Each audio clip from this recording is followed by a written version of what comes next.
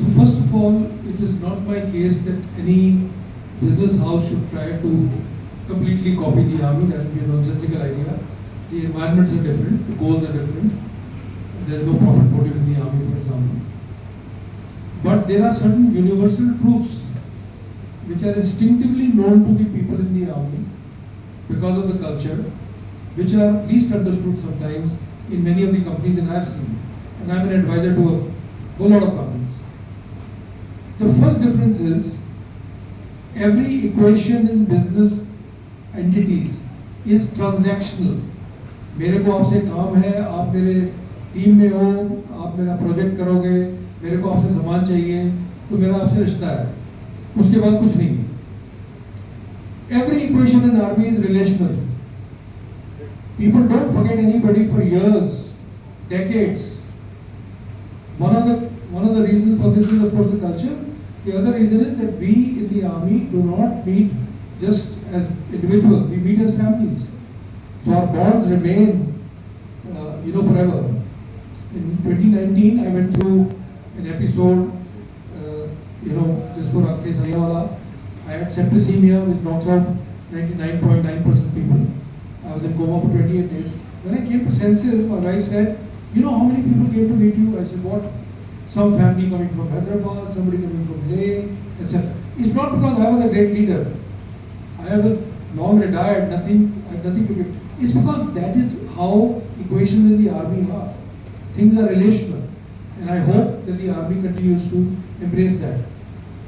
One last example I'll give about relational is, I'm from Bihar Regiment. And we had our Golden Jubilee back in 1991. We drew up a list of guests. We found that one young captain, Habibullah Khan Khatak, used to be in the regiment, but he was in Pakistan when partition took place.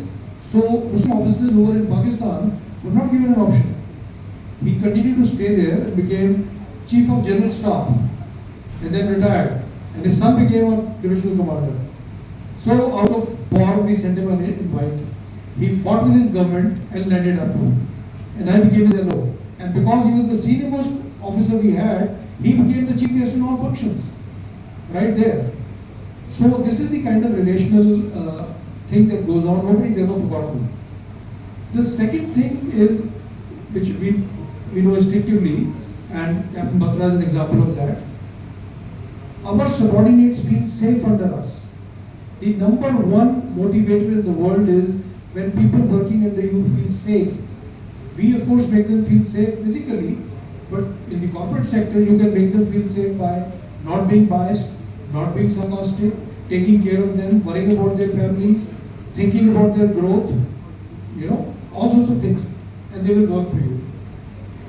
The last part is that while the army is not a perfect organization, but by and large, we have a set of values that we adhere to.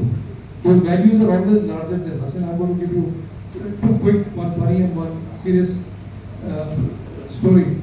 Kargil, we captured a post called 5550, captured with great difficulty. Rajput Battalion climbed it from the rear by putting pegs in the ice wall. Took 48 hours to do that. Surprised every Pakistani on top, killed everybody. One of the people who died there was Captain Taimur Malik, an SSG officer serving at the time in the battalion. So all the bodies were, with complete respect, buried wherever one could find a spot on that hill feature, nicely wrapped and buried. Something very strange happened after about 15 days or a month. Taimur Malik's grandfather, who had been a judge in Pakistan, happened to be living in London, came to the Indian High Commission and made a strange request. He said, "People in my house are so distraught, they are crying since my grandson died. Is there any possibility of your army digging up places, finding his mortal remains and sending them back to Pakistan?" What a crazy request. So obviously, the request came to the government of India. They spoke to General B.P. Malik, who was told, not an order, we're just conveying this to you. General Malik spoke to the CO, Consul Himalaya Singh. He is my contemporary, he is an officer, retired as a Lieutenant General. He said, "Yes, it's not an order, but can you tell your troops to go around the hill and pick up a few places and find Taimur's body?" He said, "Sir, of course we will do it, but I have a condition. In the Indian Army, we do not protect or treat officers better than we treat men in the battlefield. I'll be setting the worst possible example. Give me these, allow me to dig up all bodies, including all Jawans' bodies on that post, and all will be sent back, and all were sent back. This is one of the stories of Kargil, which have been, of course, I have interviewed K.S. Singh, Anjan Marik, and others to come to that. Let me end on a lighter note. One of the great values we've had, when Sultana talk about secularism, I think those of us who served in the army and who were not hypocrites won't have a single unsecular bone in our body. We will latch on to that till we die. And then we were apolitical. Nobody discussed stuff like politics in the mess and things like that. So I was security advisor government of Lesotho as a brigadier, small country in Africa, and the army chief told me, we are having a visitor, a DA from Pakistan, from South Africa. Is it all right with you? I said, why would it be all right? The soldier, but since I am the security advisor, he's going to call on me. So this DA came to me. He was an Air Force guy, nice fellow, Punjabi. Came, saluted me, sat in my office. I gave him a nice cup of tea. He asked me, sir, आप इनको पढ़ाते क्या हो इनको अफ्रीकनों को? तो मैंने कहा सब कुछ पढ़ाते हैं इनको, टैक्टिक्स पढ़ाते हैं, स्ट्रेटजी भी पढ़ाते हैं, मीडिया को कैसे हैंडल करना पढ़ाते हैं, लॉजिस्टिक्स भी पढ़ाते हैं, और हाउ टू स्टे अपॉलिटिकल वो भी पढ़ाते हैं.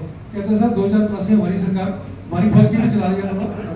So that is our value, and that is the difference we have from other value. And I will just end by saying, you know, once I was telling this story about this bodies being taken down by us from their post, and somebody got up, you know, the climate in the country is divisive. Somebody got up and said, "Arey, why does the Indian Army does that? You people are softies. वो तो हमारी बॉडियों को काट के फेंकते हैं, और आप ये कर रहे हो. Why did you do it?" And I said, "I'll tell you why we did it. Because we are Indian Army. We are not Pakistani Army. So let's not foolishly try to copy the very people we didn't like."